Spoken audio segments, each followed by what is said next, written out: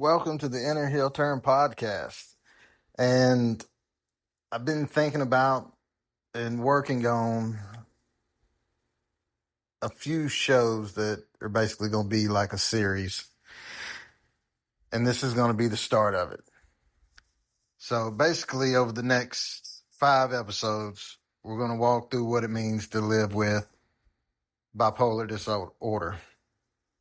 It's not going to be from a textbook or not from a lecture hall, but it's going to be from the trenches, from the mat, from the chair, from the moments when your own brain books you in a match you never agreed to and you have to figure out how to survive it anyway. So tonight, or today, I don't know why I said tonight, right now, we were talking about the diagnosis, the moment it all changes, the chair shot you take from it, and how you deal with it, how you process it, and how you start to get back up. Let's go. I would kick push like Lupe, leg kicked out like the mama, that's how I shoot face. Laced up in the box, now we looking like shoestrings. Fofo on my hips, say that he acting odd though. Sold off under the seat, Colorado Chapo, hoes all over the place, looking like potholes. He dies, then he dies, now I'm sounding like Drago. Always let them bury themselves, that's how you sense fakes. I always aim straight for the head, that's how you kill snakes. Blood all over the place, told you we didn't play. Arms stretched down on the floor, just like Jesus laid. Grain, villains. Okay. See, it's always good to come in with. I'm glad I finally got. I still don't have the music where it's fading in and out. That's okay. We're gonna get that, or not. The hell with it. Anyway, welcome to the Inner Heel Turn podcast, the podcast where we stop pretending life is a clean babyface promo and start dealing with the real stuff, the messy stuff. The stuff you think about at 3 a.m. when the rest of the world is asleep and your brain decided it's time for a cage match with your self-esteem. I'm your host, JB, and if you're here, it's because you're tired of the kayfabe. You're tired of pretending everything's fine when it's not, and you're tired of smiling through the pain and hoping nobody notices the limp. Good. You're in the right place. Now, let me tell you why we're here. Why this series? Why bipolar? Why now? Oh, excuse me. Because nobody's talking about it. That's why. People talk about mental health now. That's true. It's trendy. It's on t-shirts. It's in Instagram captions. It's okay to be not okay. That's cool. I appreciate the sentiment. But what happens after that? What happens when you're not okay and you need more than a motivational quote or a sunset background? What happens when your brain is running a completely different operating system than everybody else's and the world keeps handing you instructions written from a system you ain't running? That's where we come in.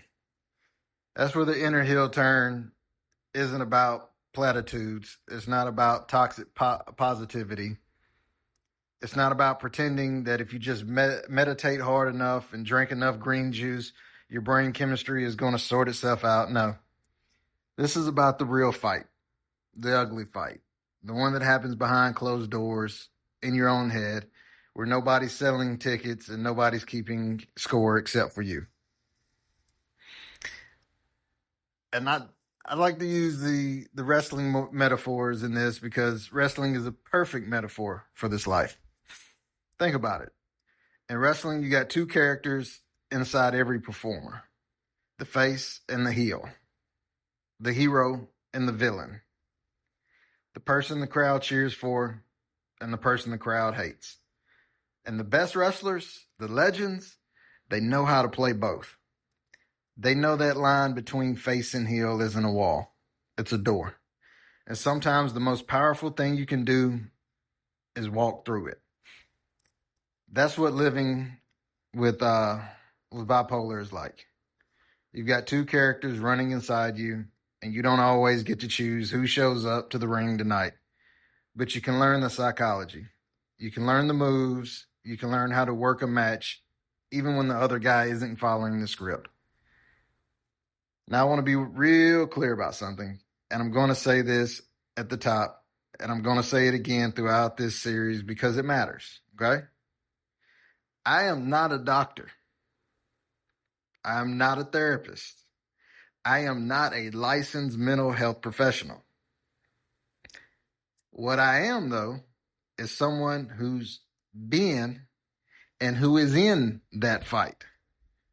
What I am is someone who's taken the bumps, and what I am is someone who believes deeply in my bones that the stories we tell about our struggles have power. That hearing someone else say, you know what, I've been there, can be the difference between staying down and getting back up. But stories are not substitutes for treatment. If you're struggling, and I mean really, really struggling, please talk to a professional. Get a therapist, see a psychiatrist, call somebody. This podcast is meant to ride alongside your treatment, not replace it. I'm the hype man in the corner. That's what I'm good at. I'm the hype man, the greatest hype man in the world. I mean it. Greatest hype man in the world. I'm the one slapping the mat, getting the crowd going, telling you that you can do this. But the actual medical game plan, that's between you and your doctor. We clear? All right, let's keep it rolling. So here's how this series is going to work. Think of it like a 5-match tournament. Each episode is a different bout, a different opponent, a different lesson. And just like in a real tournament, you've got to survive each round to get to the next one. This series is for 3 groups of people. First, if you're living with bipolar disorder, I'll raise my hand. This is for me and for you. Directly, personally. This is me talking to you like a friend, like somebody who gets it, because I do, and like somebody who's been in that chair under those fluorescent lights and lived to tell about it. Second, if you love someone with bipolar, a partner, a parent, a child, a friend, this is for you too. I'll raise my hand. Because this is me also. Because loving someone in this fight is its own kind of match, and you need to understand what's happening in that ring if you're going to be an effective corner teammate. And third, if you're just a human being who's ever struggled with anything, addiction, anxiety, depression, loss, failure, the feeling that you're not enough, this is for you also. Because the principles we're going to talk about, they're universal. Resilience isn't a diagnosis. Wow. You telling me I can't talk. Resilience isn't just a specific skill. It's a human one. So wherever you are right now, driving, working out, laying in bed at 2 a.m., sitting in a waiting room, I'm glad you're here. Stay in the ring with me, because you know what? We got work to do. Okay, before we continue, let's give a shout out to our folks over at LNS Travel. If you like to travel, then stop getting played like everybody else. Retail travel, they've been working you for years. They've been charging you full price and they're laughing at you behind the curtains. But at LNS Travel, their wholesale service flips the whole script. You get unlimited trips, 5-star hotels at 2-star prices, over 1 million weekly stays for pennies on the dollar. This isn't a discount. This is the cheat code the big sites hope you don't ever find. Turn your life into a highlight reel of ridiculous experiences without breaking the bank. Travel smarter, travel more, pay less, the Hill way. Text "Show Me" and your name to 844-524-5425. Once again, "Show Me" and your name to 844-524-5425. Let's get back to it. All right. Now let's get back to it. All right. So let's get to understanding exactly what it is. All right. And I want to start here because I think a lot of people, even people who've been diagnosed, they don't fully understand what bipolar disorder actually is. And I don't mean in the clinical terms or anything like that. I mean in the, what does this actually feel like and look like in a real human life kind of way? Because here's the thing. When most people hear bipolar, they think they know what it means. They think it means moody.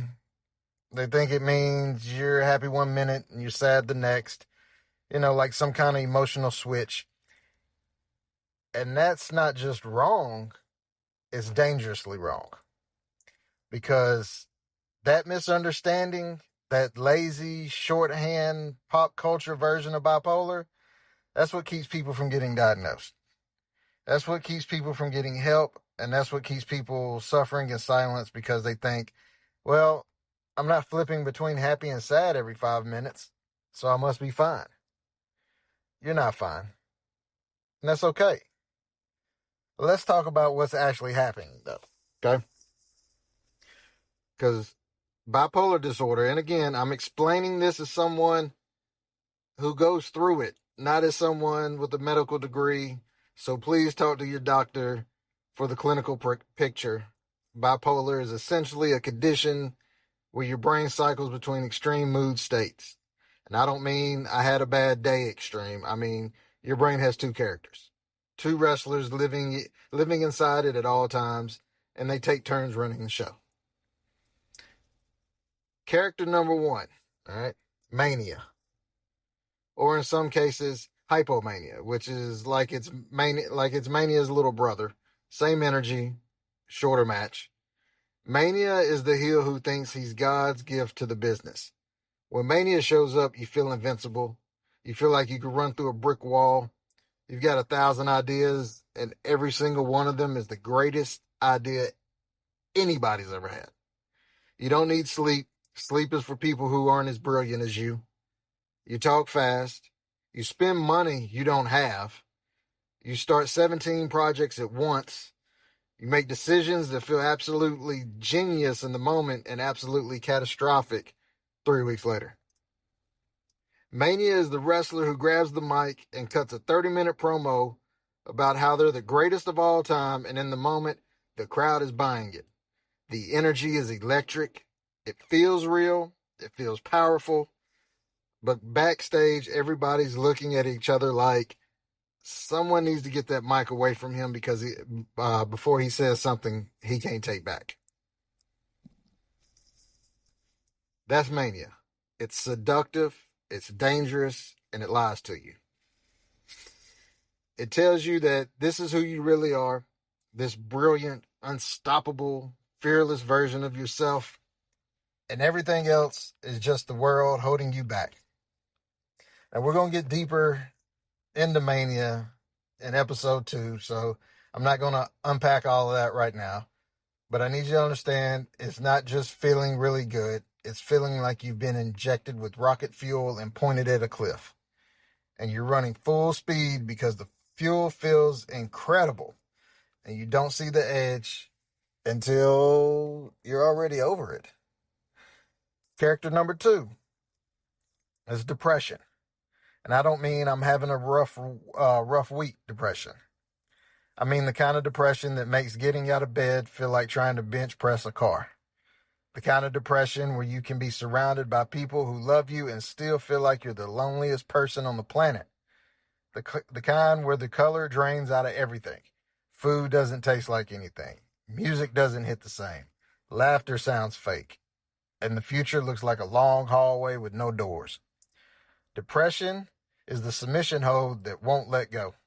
You're on the mat, the opponent's got you locked in, and you can feel your energy draining. And the ref is asking if you want to tap. And part of you, a bigger part of you than you'd ever admit out loud, is thinking about tapping. It's not because you're weak. It's because the hold is that tight.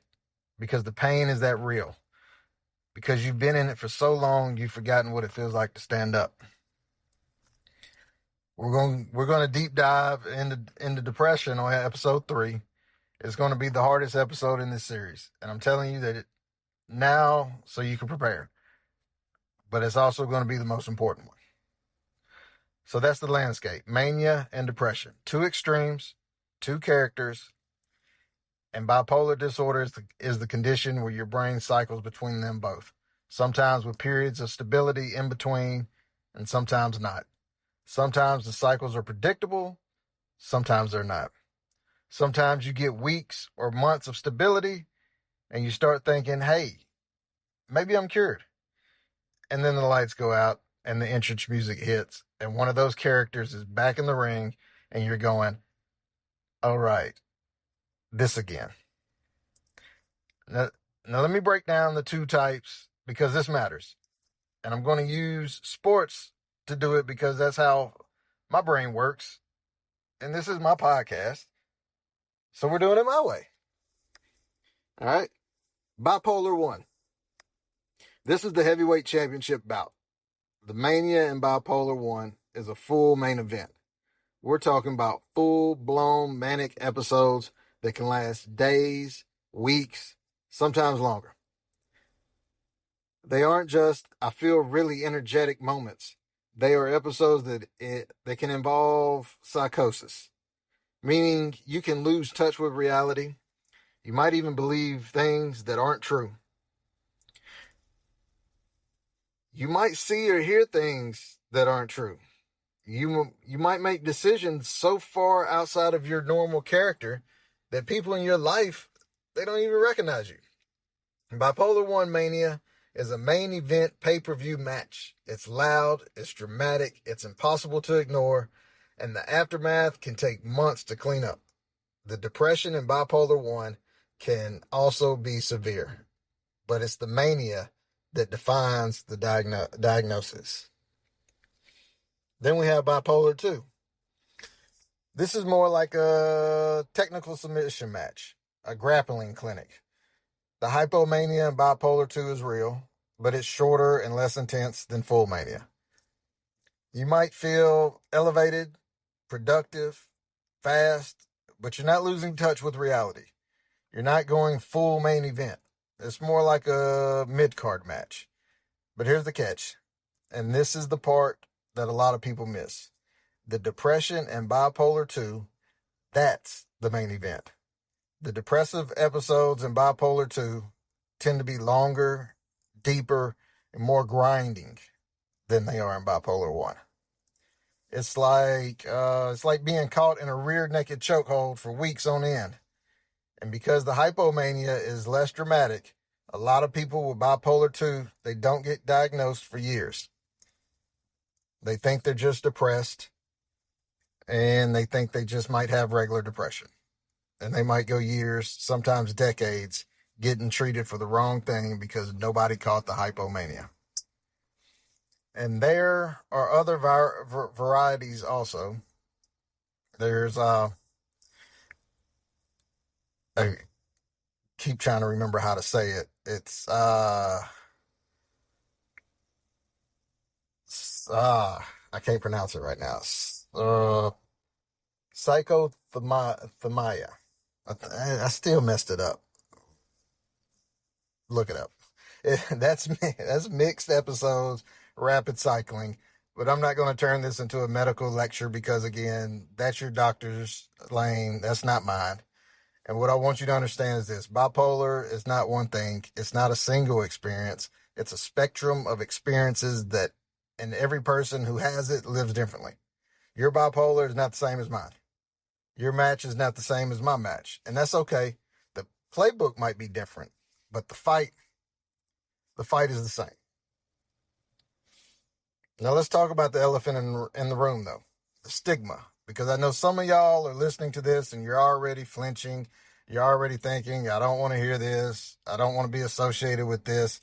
If I don't acknowledge it, maybe it's not real. I get that. I really do. Because the stigma around bipolar disorder is some of the worst in all of mental health. People think bipolar means you're crazy. Let me be direct about this. Nah. Bipolar means your brain runs a different operating system. In society doesn't have the update for it yet. Society is still running mental health 1.0, where everything is either normal or it's crazy. And there's no in between. No understanding that a human brain can be brilliant and struggling at the same time. You know what people think when they hear bipolar? They think of whatever they saw on TV. They think of the villain in the crime drama who snaps and goes on a rampage. They think of the wild-eye character in the movie who's either laughing manically or crying in a corner. They think of the punchline. Oh, the weather is so bipolar today. Ha ha ha.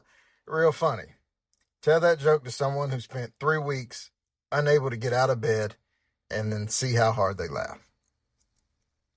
Me personally, though, that joke doesn't really affect me. I'll laugh at it. But, like I said, everybody's got their fights. The media has portrayal of bipolar disorder is to use, a wrestling term, cheap heat. It's the easiest, laziest way to get a reaction. Make the bipolar character dangerous. Make them unpredictable. Make him the monster heel. And never, never show the reality. Never show the person sitting quietly at their desk, doing their job, managing their condition, fighting a war inside their head that nobody can see. Never show the person who's a good parent, a good partner, a good friend, who happens to carry something that most people couldn't handle for a single day. That is not entertaining enough for Hollywood. But that's the real story. And that's the story we're telling here. Let me say this clearly for everybody in the back row. Having bipolar disorder is not a weakness. It is not a moral failing. It is not evidence that you did something wrong or that you're broken. Some of the most creative, driven, brilliant people in history across music, sports, art, business, they've dealt with bipolar or conditions like it. I'm not going to name drop people because that's their story to tell. That's not mine. But trust me when I say you are in a legendary company. The brain that struggles is often the brain that creates, that innovates, that sees the world differently. That's not a flaw. That's a feature. It's just a feature that comes with one hell of a user manual. And one more thing before we move on. If someone in your life has told you that bipolar isn't real, then you just need to think positive or pray harder or toughen up. I need you to hear me on this one. That person is wrong. I don't care who they are. I don't care if it's your mama, your pastor, your best friend, your coach. They are wrong. Not because they're bad people, though. Maybe they just don't understand. But their lack of understanding doesn't change your reality. Your condition is real. Your experience is valid. And you deserve support that matches the size of the fight you're in. No kayfabe. That's a shoot. So,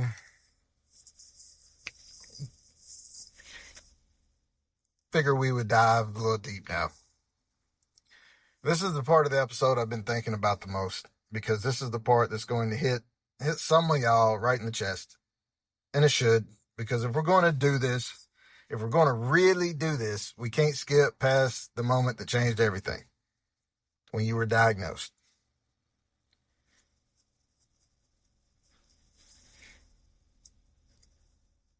Understanding when you're diagnosed it isn't just information. It's an event. It's a before and after moment.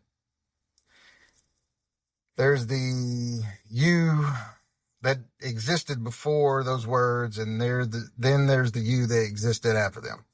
And those two people are not the same. They can't be. Because once you know, you can't unknow. Once the doctor says bipolar disorder, you can't shove those words back into the file and pretend you didn't hear them. They're out. They're in the room. They're in your head. And now you've got to figure out what to do with them.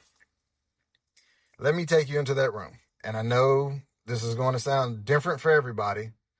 Some of you got diagnosed from a psychiatrist after months of testing. Some got it dropped on you in an emergency room after a crisis. Some of you figured it out yourself and then went to a professional to confirm what you already knew. However it happened, there's a universal truth to the experience, and it's this. It feels like betrayal. It feels like the ultimate heel turn, and not the kind you see coming. Not the kind where the signs were there for weeks and the crowd is chanting, turn, turn, turn, right before it happens. No. This is the kind of heel turn where your tag team partner, the person you trusted most, the person who's been in your corner since day one, turns around and hits you with a chair. And the person you trusted most, that's your own brain, your own mind, the thing you used to think with, dream with, create with, love with, that's the thing that just turned on you. And you're on the mat going, wait, you were supposed to be on my side. You were supposed to be the one thing I could count on. How are you the opponent? That betrayal, that feeling of your own mind being the thing that's working against you, that's maybe the hardest part of bipolar. Because with most other challenges in your life, you can separate yourself from the problem. Relationship issues, that's between you and another person. Job problems, that's between you and your employer. Financial stress, that's between you and your bank account. But bipolar is between you and you. The problem is inside the house. The call is coming from inside the building. And there is no walking away from yourself. So you're sitting in that chair, and the doctor is explaining things, treatment options, medication possibilities, therapy approaches, and you're just sitting there nodding. Because that's what you do when a doctor's talking, right? You nod.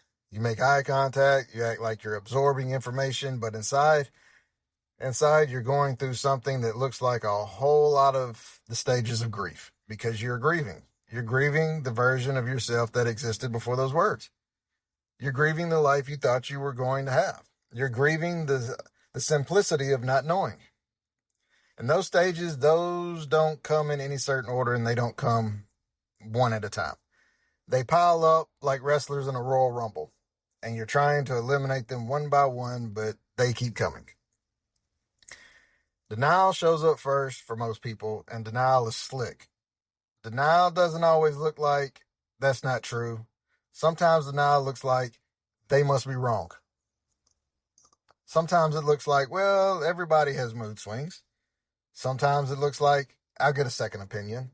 Not because you genuinely want a second medical perspective, but because you're hoping someone else would tell you what you want to hear. Denial is the manager at ringside who keeps distracting the ref. It's not solving the problem. It's just making sure you don't have to look at it. And I'll be honest, denial can feel good for a while, because if it's not real, then you don't have to deal with it. If the diagnosis is wrong, then you can go back to your life. You can go back to pretending that the cycles are just your personality, and the dark periods are just rough patches, and the manic episodes are just being ambitious. Denial is comfortable, but comfort is not the same as safety. And eventually, denial runs out of moves. Anger is next. And anger is a different kind of energy. Anger says, why me? Anger says this isn't fair. And you know what? Anger's not wrong. It isn't fair. You didn't ask for this. You didn't sign up for it. You didn't fill out an application that said, yes, please give me a brain condition that's going to make everything harder. Nobody did. It just showed up. It was booked for you. The promoter, whoever or whatever is running the show, put you in a match you never agreed to against an opponent you never trained for, and you're expected to perform. Yeah, that's worth being angry about, honestly. But here's what I've learned about anger. Anger is fuel, but it's not direction. Anger can get you off the mat. Anger can get you back on your feet. But if anger is the only thing driving you, you're going to swing wild. You're going to hurt people who don't deserve it. You're going to burn bridges that you're going to need later. Anger is the opening burst of a fight. It's your walkout music. It's the first punch, but it's not a strategy. And you need a strategy. Then we have bargaining. Bargaining is sneaky. Bargaining sounds like, maybe if I just try harder, I won't need medication. Bargaining sounds like, if I exercise enough and eat right and sleep well and think positive thoughts, maybe it'll go away. And look, all of those things are great. Exercise is great. Nutrition is great. Sleep is huge. Positive thinking has its place. But bipolar disorder is not a lifestyle problem. It's a neurological condition. You can't out hustle your brain chemistry. You wouldn't tell a diabetic to just try harder to produce insulin, would you? You wouldn't tell someone with a broken leg to think positive and walk it off. Your brain is an organ. Sometimes organs need medical intervention. That's not failure. That's psychology. Bargaining also shows up in the spiritual lane. And if I want to be respectful here, because I know faith is important, and I'm not here to diminish that, it's important to me. But I've seen people avoid treatments because someone told them that faith alone would fix it. Faith can be a part of your support system. Absolutely. It should be. But faith and medicine are not opponents. They can be a tag team. Let them work together. Trust me on this one. Depression. And I don't mean bipolar depression here. I mean the grief kind. Settles in when the fight goes out. For a moment, when you stop being angry and start being sad, when the question changes from why me to what's the point, when you start wondering if anything is ever going to feel normal again. When you look at people around you, people whose brains work the way brains are quote unquote supposed to work, and you feel this distance, this gap, this loneliness, this hard to put into words. What's the point of trying if my brain is always going to sabotage me? What's the point of making plans if mania is going to come in and demolish them? What's the point of building anything if depression is going to come along and make me too tired to maintain it? Those questions are real. I'm not going to pretend they're not. And if you're in that place right now, if you're listening to this and that's exactly where you are, I need you to hear me. The point is that you're still asking the question. The point is that you're still here. The point is that somewhere inside you, underneath all of the grief and the exhaustion and the fear, there's a part of you that's still looking for a reason to get up. And you wouldn't be listening to a podcast about fighting if you'd already decided to stop. And then there's the last stage. And I hesitate to call it acceptance because that word implies something warm and tidy, like you've made peace with it and now everything's fine. No, I call it acknowledgement. Acknowledgement is different from acceptance. Acceptance says, I'm okay with this. Acknowledgement says, this is real and it's in the ring with me and I've got to deal with it. You don't have to accept bipolar like it's a gift, and you don't have to be grateful for it. You don't have to post about your journey with a smiling selfie if that's not where you are. You just have to acknowledge that it's here, that it's real, that it's not going away, and that you have choices about how you respond to it. Acknowledgement is looking across the ring at your opponent and saying, all right, I see you. I didn't choose you, but you're here. So let's go. Now, there's another layer to all of it that I think we need to talk about, and it's the identity crisis, because being diagnosed doesn't just tell you what you have, it changes how you see who you are. And that identity fracture, that's one of the most disorienting parts of the whole experience. You start asking yourself, who am I if I have this? Am I still me? Or am I just bipolar? And the world doesn't help because the world loves to reduce people to their diagnosis. You're not a person living with bipolar. You're a bipolar person. It becomes your first name, your identity, your storyline, every emotion you have, every decision you make, every bad day you have. Suddenly, it's all filtered through the diagnosis. You have a creative idea? That's probably mania. You're sad about something? Are you cycling? You get angry about a legitimate injustice? Did you take your medications today? And slowly, if you're not careful, you start seeing yourself through that same filter. every feeling becomes suspect. Every high is suspicious. Every low is a symptom. You stop trusting your own emotions because you can't tell which ones are real and which ones are the disorder. And that, my people, is a special kind of hell. Trust me. Not just trusting your own mind, not knowing if the thing you're feeling is authentic or if it's just your brain chemistry running another unauthorized script. I'm going to tell you something, and I really need you to hear this. You are not your diagnosis. Bipolar is something you carry, not something you are. It's a condition, not a character.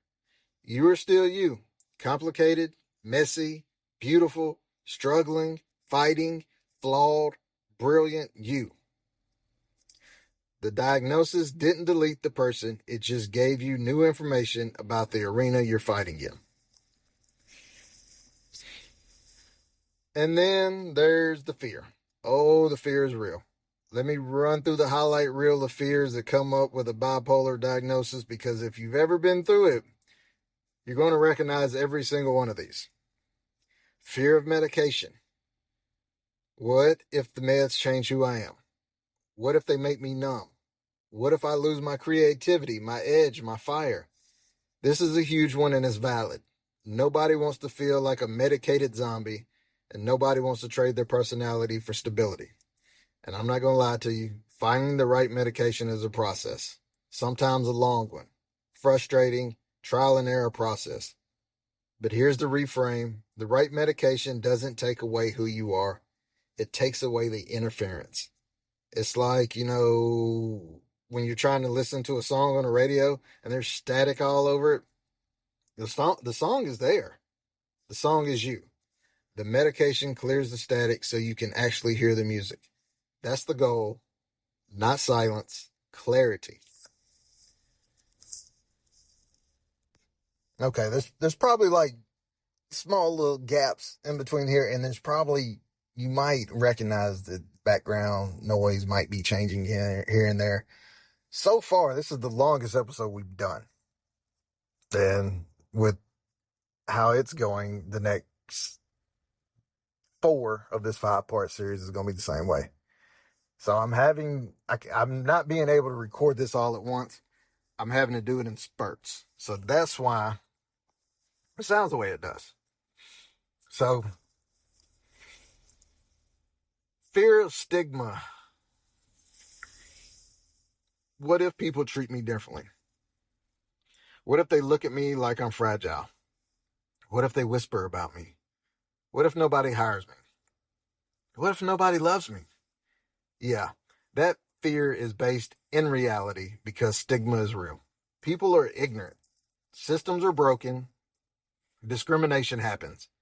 And I'm not going to sit here and tell you that fear is irrational, because sometimes the world does exactly what you're afraid of to do. But I'll tell you this, the people who leave when they find out, those weren't your people. And the people who stay, those are the ones you build with. Fear of being broken, this is the deep one, the quiet one. The one you don't say out loud because saying it makes it feel more real. Am I broken? Is there something fundamentally wrong with me? Am I defective? No, hear me. No, you are not broken. You are fighting a harder fight than most people can even imagine, and you're doing it every single day.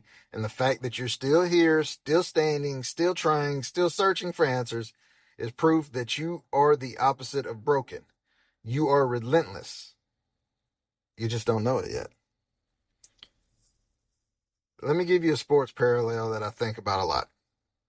When an athlete gets a career-altering injury, let's say an ACL tear, a shattered ankle, a herniated disc, the doctor sits them down and says something like, "You might never play the same way again." And in that moment, the athlete has the same cascade of emotions we just talked about. Denial, anger, bargaining, depression.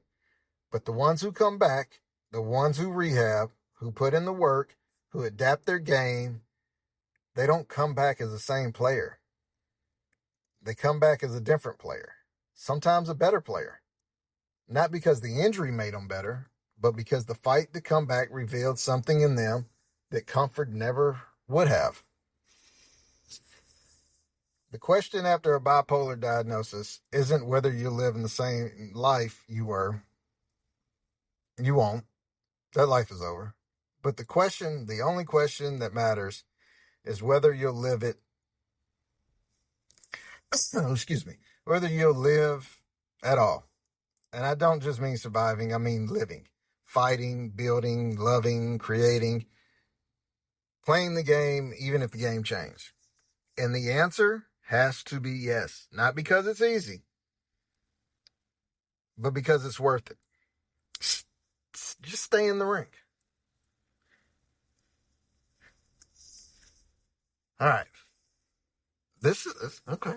I haven't done a show this long in a while. But we're going to talk about the part that nobody sees. The performance, the act, the kayfabe. For those of y'all who aren't deep in the wrestling world, let me explain kayfabe real quick. Kayfabe is the old corny term for maintaining the illusion. Back in the day, we're talking decades ago, wrestlers were expected to stay in character all the time. If you were a heel, you were a heel at the arena, at the restaurant, at the grocery store, on the airplane. You never broke character. The whole industry was built on protecting the business, on making the audience believe that what they were seeing was real. And breaking kayfabe, that was the worst thing you could do. It was betrayal. It was career suicide. You protect the illusion at all cost. And that, my people, is what living with bipolar disorder is like for most of us. We are maintaining kayfabe every single day. Every single day. We are performing normal for an audience that doesn't even know they're watching a show. Think about your average day for a second. You wake up and already the performance starts. Because when you wake up with bipolar, you don't just wake up, you assess. You do a system check, like a pilot before takeoff. Okay, how do I feel? Am I up? Am I down? Am I level? What's my energy? What are my thoughts doing? Are they racing or crawling? Am I motivated or am I in quicksand? You run that diagnostic before your feet even hit the floor, before your first cup of coffee, before anyone else in the house is awake. You're already working. And then you get up and you put on the face, not your real face, the one you wear for the world, the stable face, the I'm fine face, the one that says everything's under control, even when the control room is on fire. And you walk out the door, go to work, you interact with people, you smile, you laugh at jokes, you hit your deadlines, you answer emails, you do all the things that normal people do. And the entire time, there's a second match happening inside your head that nobody can see. You are working a double shift every single day for the rest of your life. One shift for the world and one shift for your brain. And people have no idea. That's the wildest part. People have absolutely no idea how much energy it takes to look okay when you're not. The amount of mental bandwidth that goes into performing stability is staggering. It's like being in a wrestling match while at the same time commentating on it, managing the crowd, and running the production truck. You're doing 4 jobs at once and nobody's paying you for 3 of them. And you get good at it too, though. That's the thing. People with bipolar, we become master performers. We could win Academy Awards for best performance in a normal life. We learn to modulate our speech when we're manic so we don't talk too fast and give it away. We learn to fake energy when we're depressed so we don't seem off. We learn to read the room and adjust our character based on what the audience expects. We learn to sell normalcy the way a wrestler sells a move, making it look real, making it look effortless. While inside, we're doing calculations that would blow your mind. Okay, they made a joke. Laugh. Not too hard. You'll seem manic. Not too soft. You'll seem depressed. Medium laugh. Good. Now contribute to the conversation. Something light, not too deep. Don't talk about how you didn't sleep last night because your brain was running a TED Talk marathon at 4 a.m. Just be normal, whatever that means. You know how exhausting that is? Constantly monitoring your own output, constantly editing yourself in real time. It's like being on a 30-second broadcast delay, except the delay is in your head and you're the censor. Every thought, every emotion, every reaction goes through the filter before it gets to the surface. Is this an appropriate response? Is this a real feeling or a symptom? Am I being too much? Or maybe not enough? Will they notice? Can they tell? And here's the tragedy. Here's the tragedy of it. Kayfabe works for a while. You can fool people. You can maintain the illusion for months, years, sometimes decades. People in your life will say things like, "You seem fine," and I had no idea. And also, "But you're so strong." And every one of those statements, well-meaning as they are, is a twist of the knife because it means the performance is working. It means you're so good at hiding that even the people you love can't see the fight. But kayfabe always breaks. That's the lesson from wrestling. No matter how carefully you protect the business, eventually the mask slips.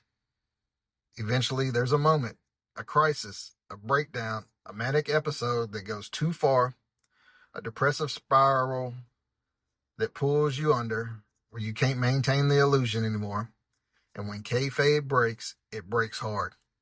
Because now everyone around you has to reconcile the person they thought they knew with the person who's been drowning in front of them without making a sound. Let's talk about the calculation, the risk assessment you do every time you think about telling someone. Because it's a risk. Let's not pretend it's not. Telling someone you have bipolar disorder is not the same as telling someone you have a broken arm. There's no cast for people to sign. There's no x-ray to show them.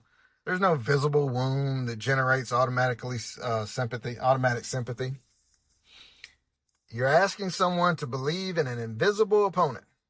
You're asking them to trust you about something they can't see, can't measure, and they probably don't even understand. And the responses vary. Some people are incredible. They say, "Thank you for telling me. What can I do?" Those people are gold. Protect those people. Build your corner around those people. But other people don't know what to do with it. They get weird. They get distant. They start treating you like you're fragile, like you might shatter at any moment. They stop inviting you to things because they don't want to stress you out. They start monitoring your moods like amateur psychiatrists. "You seem really happy today. Are you manic?" "No, man, I just want a good cup of coffee and my team won last night." Not everything is a symptom. I am allowed to have feelings. And then there's the people who straight up leave. The ones that decide your diagnosis is too much for them. The ones that say, "You know what, I can't handle this," and walk out. And listen, I'm not going to demonize those people. Not everyone is equipped to be in someone's corner during a championship fight. Some people are built for regular season games, and that's okay. It hurts, but it's okay. Because the truth is, you'd rather know who can handle the fight now than find out during a crisis that your corner is empty. Now let me talk about the workplace because this is a whole separate arena. You can't exactly cut a promo at your job about your mental health. You can't walk into the Monday morning staff meeting and say, "Hey everybody, just heads up. My brain is booking me in a cage match today. So if I seem a little off during the quarterly review, it's because I'm fighting for my life instead of my own skill. But I'll have those TPS reports to you by the end of the day." You can't do that. Not because you shouldn't be able to in a perfect world. Workplaces would understand and accommodate mental health conditions the way they accommodate physical ones. But we don't live in a perfect world. We live in a world where taking a mental health day still feels like a confession, where admitting to a psychiatric condition.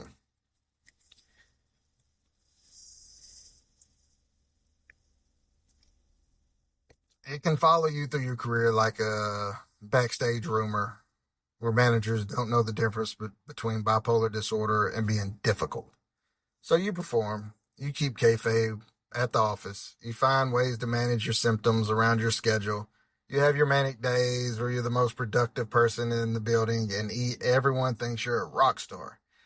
And you have your depressive days where getting through an 8-hour shift feels like wrestling in concrete shoes, and you spend your lunch break in your car with the seat reclined, just trying to get enough energy to survive the afternoon, and nobody knows because you protect the business. But here's the cost. And this is where I need to get really honest with y'all, because the cost of kayfabe is real. And if we don't talk about it, people are going to keep paying it until they're bankrupt. The cost is isolation. When you hide a fundamental part of who you are from the people in your life, you create a distance that grows over time. You might be in a room full of people and feel completely alone because every single person in that room is interacting with the character, not the real you. They don't know the real you. You haven't let them see the real you, and eventually you start to wonder if the real you even exists anymore. Or if you've been performing for so long that character has become all there is. The cost is broken relationships because you can only hide for so long before the cracks show. And when they show, if you haven't laid the groundwork of honesty, the people around you feel deceived. They're like, why didn't you tell me? How long has this been going on for? Have you been lying to me this whole time? And now you're on the defense, trying to explain that it wasn't lying, it was surviving. But that distinction doesn't always land. The cost is exhaustion. Deep, bone-level exhaustion. The kind that sleep doesn't fix, because you're running 2 operating systems at all time. The one for the world and the one for your brain. And that dual processing takes everything you've got, and when you run out of fuel, that's when the crack gets wide. That's when the kayfabe breaks. That's when the mask comes off, not because you chose to take it off, but because you're tired to hold it up anymore. So what's the move? What's the play? I'm not going to stand here and tell you to blow up your whole life and tell everybody everything tomorrow. That's not realistic, and it might not even be safe, depending on your situation. But I am going to tell you this. Selective honesty is not the same as deception. You get to choose who you let in. You get to choose who you share with. You get to choose the terms. But you've got to let someone in. You've got to break kayfabe with at least one person. A therapist, a partner, a friend, a family member. Someone who can see the real match, not just the performance. Because fighting alone isn't brave. It's just lonely. And you've been lonely long enough. Real talk. No kayfabe. All right. We've been in the heavy stuff. We've been in the emotions, the fear, the isolation, the performance. And if you're still with me, if you're still in this ring, I want to start talking about what comes next. Because the diagnosis isn't the end of the story, it's the beginning. And the first thing you need to do, the very first thing, is build your corner. Every wrestler has a corner team. Every boxer has a trainer, a cut man, a manager. Every football team has coaches, trainers, analysts. Nobody, and I mean nobody, wins a championship alone. Not in any sport, not in any arena, and especially not in this fight. If you try to manage bipolar disorder completely by yourself, you will lose. Take it from experience. Not because you're weak, because the opponent doesn't fight fair, and you need people who can see things you can't see when you're in the middle of the action. So let's talk about your corner. Who's in it? Who needs to be in it? And how do you find them? First and most important, your mental health professional. This is your head trainer, your coach, the person who knows the technical side of the fight and can help you develop a game plan. And I cannot stress this enough. You need to find the right one. Not just any therapist, not just any psychiatrist, the right one. The one who gets you. The one who listens. The one who doesn't just throw medication at you and send you home with a follow-up in 6 weeks. Finding the right mental health professional is like finding the right trainer in boxing. You can have the most credentialed coach in the world, but if your styles do not match, if you don't trust them, if they don't understand how you fight, it doesn't work. Chemistry matters. Communication matters. You need someone you can be honest with. Someone you can tell the ugly truth to without worrying about being judged. Someone who pushes you but also knows when to ease up. And if the first one doesn't click, that's all right. Move on. Try another. You're not being difficult. You're being smart. This person is going to be in your corner for possibly years. You need to trust them with your life because in some very real ways, that's exactly what they're doing. I know the system is hard to navigate. I know insurance is a mess. I know wait lists are long. I know it can feel like the world is actively trying to keep you from getting help. And I'm not going to sugarcoat that. The mental health system has serious problems. But I'm also not going to say, let that be the reason you don't try. Make the call. Get on the list. Ask your primary care doctor for a referral. If you have insurance, use it. If you don't, look into community mental health centers, sliding scale therapists, university training clinics. These are options. They're not always easy to find, but they exist, and you deserve to find them. Let's talk about medication. And before I say a single word about this, let me be crystal clear once again.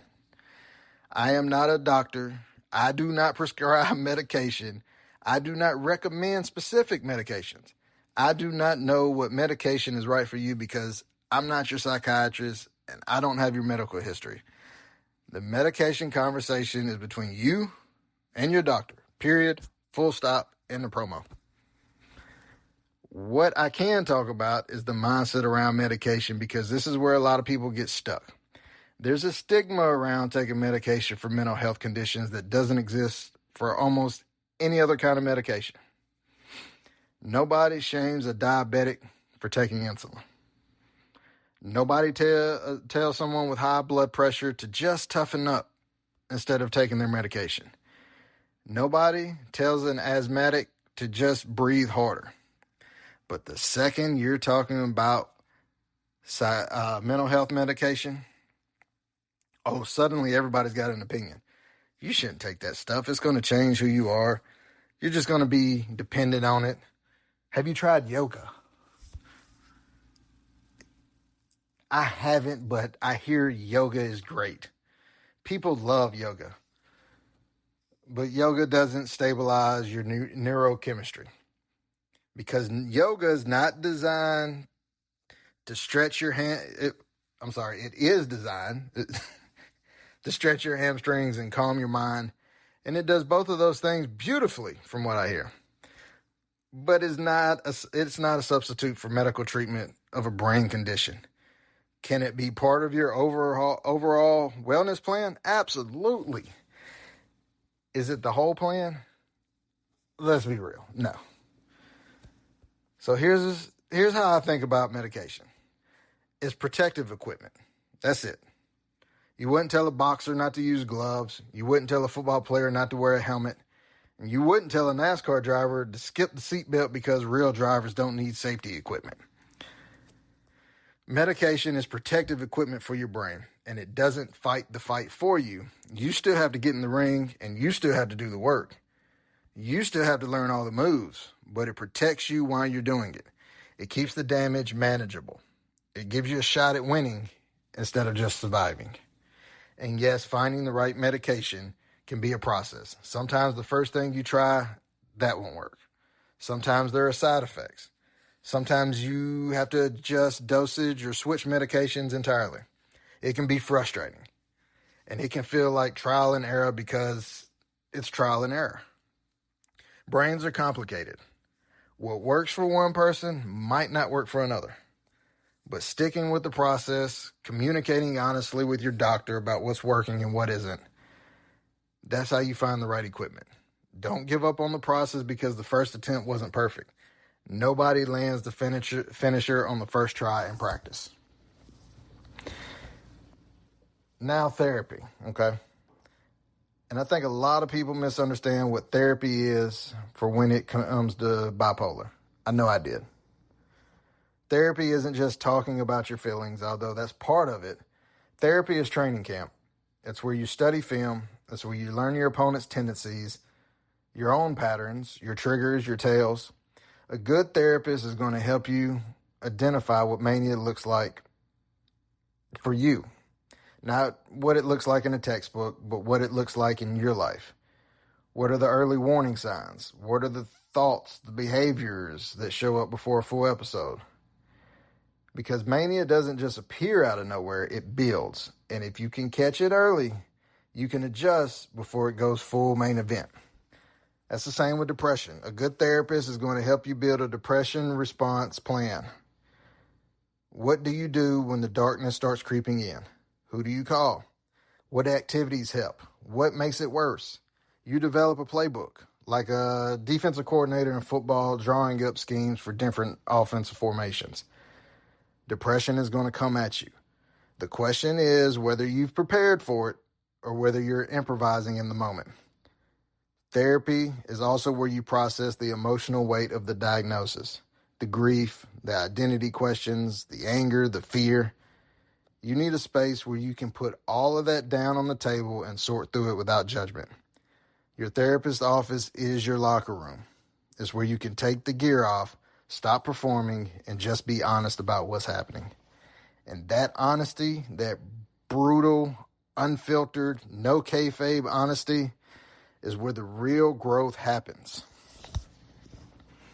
And then there's your personal support network, your people, your inner circle, the folks who aren't professionals, but who are in your daily life and who need to be a part of your corner team. Here's the hard truth.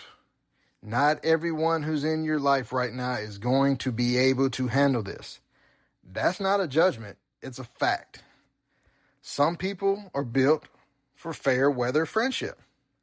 That's great when things are good, but they don't have the capacity for the storm. And when the storm comes, and it will, those people are going to either fade away or they're going to make it worse. You need to know who's who before the crisis hits.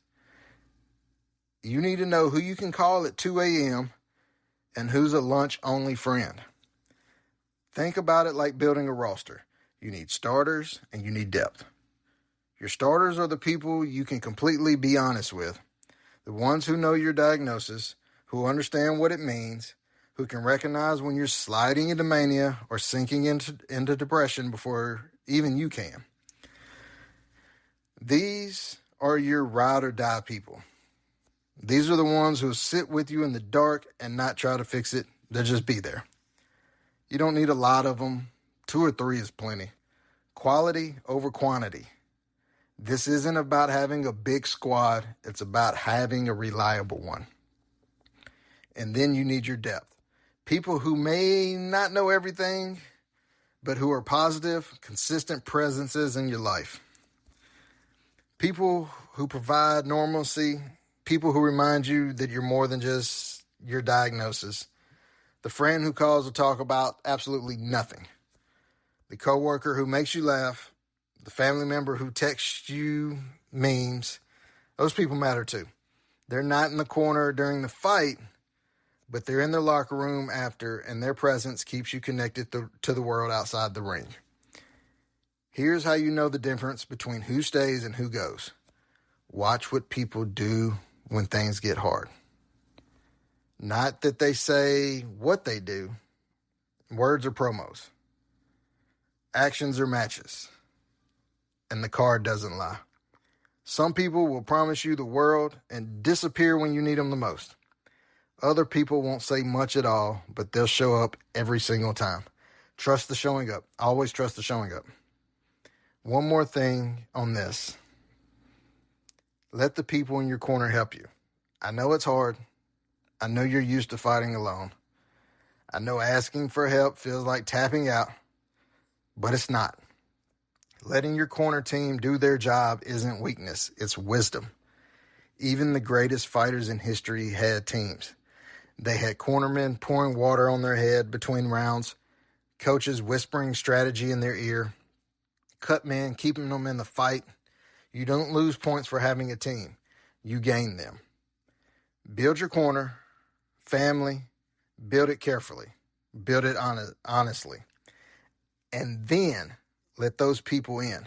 You're going to need them for the fights ahead. That's just real talk. It's crazy how I have to take breaks, but I also got to look at the timer because unfortunately, still trying to find the right app, and the one we're using right now gives you 90 minutes, and I'm trying to do this without breaking it into each episode into parts, and then we have more than the 5-part scheme. But we've been in the heavy rounds already. We've talked about the diagnosis. We've talked about hiding. We've talked about building a corner. And now I want to talk about the thing this whole podcast is named after. The inner heel turn. And I need you to understand what I mean by this because it's not what you think. In wrestling, a heel turn is when the good guy, a babyface, the hero, the person the crowd is cheering for, they turn villain. They snap. They betray their partner. They hit someone with a chair. They grab the mic and tell the audience what they really think.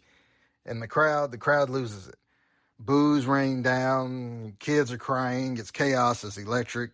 It's one of the most powerful moments in professional wrestling because it takes everything the audience believed and flips it. But here's the thing about heel turns that casual fans don't understand. The best heel turns aren't about becoming evil. They are about becoming honest. Think about the greatest heel turns in wrestling history, the ones people still talk about decades later.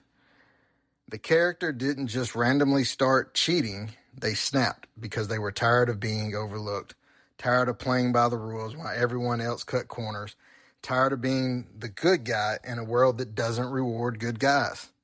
The heel turn was the moment they stopped performing for the crowd and start being real.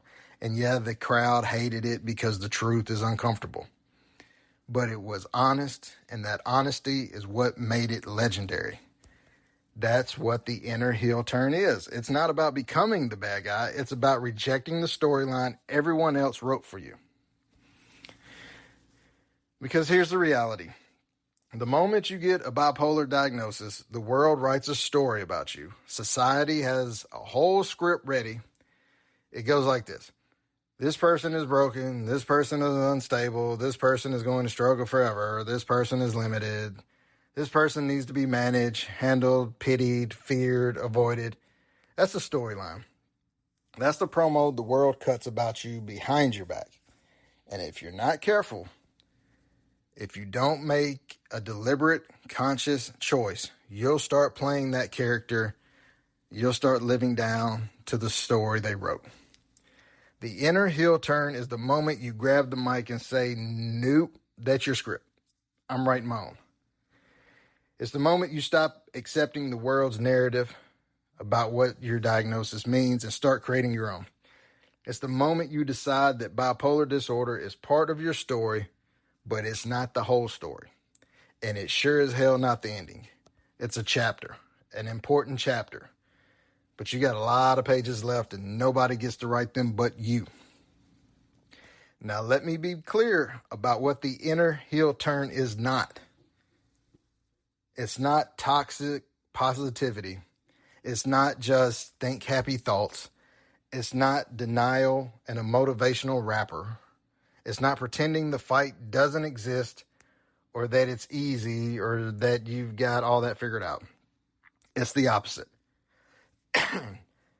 The inner heel turn is radically honest.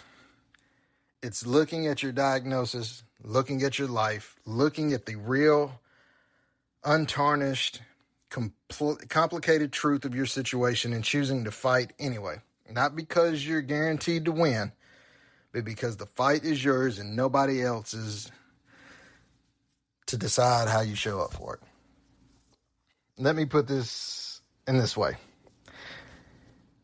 In wrestling psychology, the best heels aren't mindless villains.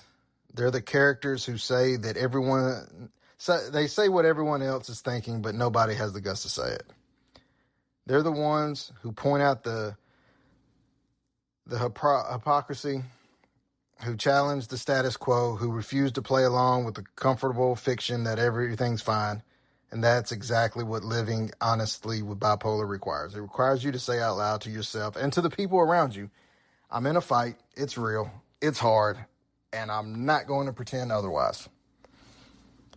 The inner heel turn is saying to the world, you want me to be quiet about this? Too bad. You want me to hide? Not anymore. You want me to be defined by my diagnosis? Watch me define myself. And here's the beautiful thing about making that turn, the power shift. When you're hiding, when you're keeping kayfabe, when you're letting the diagnosis be your secret shame, the power belongs to the diagnosis. It controls you. It dictates how you move through the world, who to talk to, what you reveal, how you live. The diagnosis is the booker, and you're just a talent following orders. But when you own it, when you make the choice to acknowledge it, to face it, to incorporate it into your identity on your own terms, the power shifts. Now you're the booker. Now you're making the calls. Now you decide what this means, how it fits into your life, what kind of match you're going to have. The diagnosis doesn't go away. It's still in the ring, but it's not running the show anymore. You are. That's the difference between being defined by bipolar and living with bipolar. Being defined by means the diagnosis is the main character and you're the supporting cast. Living with means you're the main character and the diagnosis is an opponent that shows up sometimes and you've got a plan for when it does. And I want to say something specific to the people listening who aren't ready for the inner heel turn yet. That's okay. Seriously, it's okay. This isn't a demand, it's an invitation. Some of you just got diagnosed. Some of you are still in the denial phase. Some of you are probably deep in a depressive episode right now, and the idea of owning your story sounds like climbing Everest in flip-flops. I get it. You don't have to be ready today. But I want you to know that the option exists. I want you to know that there's a version of this life where you're not running and not hiding and not performing. There's a version where you stand in the center of the ring and say, this is who I am, all of it. And I'm not apologizing for any of it. That version exists. And when you're ready, I'll be here. This podcast will be here. Your corner will be here. And we'll help you cut that promo. Inner heel turn energy, y'all. That's what it's about. All right, y'all. We did it. Episode 1, the diagnosis, facing the fight you didn't choose. And I know that was a lot. I know we went deep tonight. We went to some places that might have been uncomfortable. They might even been triggering. They might have brought up things you haven't thought about in a while. Or things you think about every single day but never say out loud. And if you made it this far, if you're still here, still listening, still in the ring, I want you to know something. 1, thank you. 2, I'm proud of you. I don't say it lightly. I don't throw that word around like cheap confetti. I mean it, because listening to this, really listening, not just having it on in the background, takes guts. It means you're willing to face something that most people spend their entire lives running from, and it means you're choosing awareness over ignorance, honesty over comfort. The fight over the forfeit. And that choice, that's the hardest bump in the whole match. Everything after that is just technique. You didn't choose this fight. None of us did. You didn't wake up one morning and say, you know what sounds fun? Living with a brain that runs on 2 completely different operating systems and switches between them without my permission. Nobody signed up for that. But here's the thing about fights you didn't choose. They reveal you. They show you what you're made of, not the fights you trained for, not the fights you're prepared for, the ones that catch you by surprise. The chair shot from behind, the ambush, the opponent you never saw coming. Those fights reveal character and comfort never will. And I know right now some of you don't feel like fighters. You feel tired. You feel broken. You feel like you're one bad episode away from the whole thing falling apart. And I'm not going to stand here and tell you that those feelings aren't valid, because they are. They're real. They're part of this. But I am going to tell you something else that's also real. You're still here after everything. After every manic high that crashed.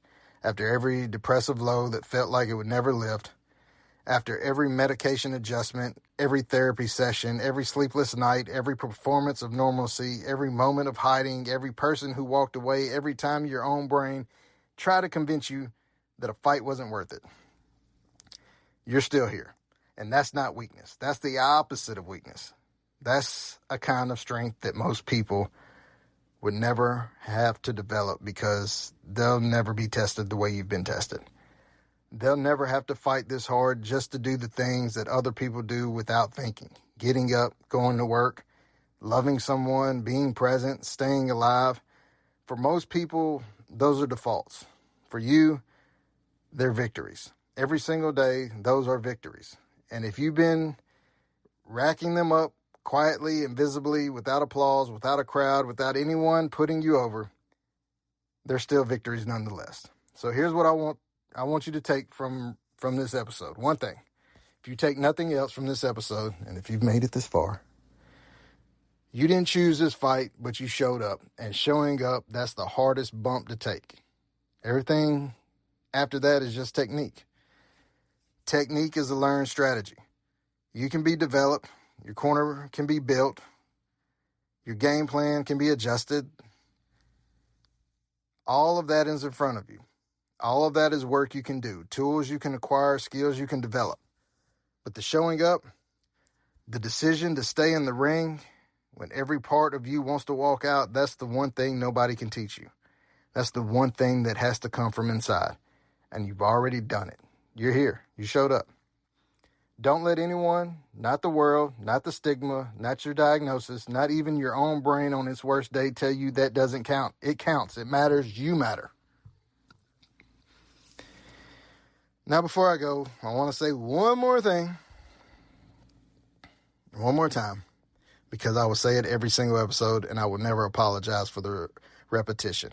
If you're struggling, please talk to somebody. A therapist, a psychiatrist, a counselor, a doctor, a crisis line, someone trained, someone equipped, someone who can help you in ways that a podcast host with a microphone and a wrestling metaphor cannot. I am in your corner. I'm cheering for you. I will be here every episode walking through this with you, but I am not your treatment plan.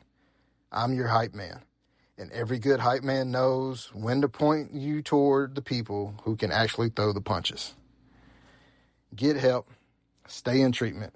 Take your medications if your doctor prescribed them. Go to therapy. Build your corner. Do the work. And come back next time, because we got 4 more rounds here to go, and I'm not done with you yet. This has been another episode of The Inner Heel Turn. Part 1 of the diagnosis, facing the fight you didn't choose. I'm JB. Thank you for being here. Thank you for being in this ring. Thank you for being brave enough to listen and honest to feel it. Remember the inner heel turn. Nobody writes your story but you. And remember, the most important thing I'll ever tell you on this podcast is stay in the ring. I'll see you next time for episode 2. Inner heel turn out.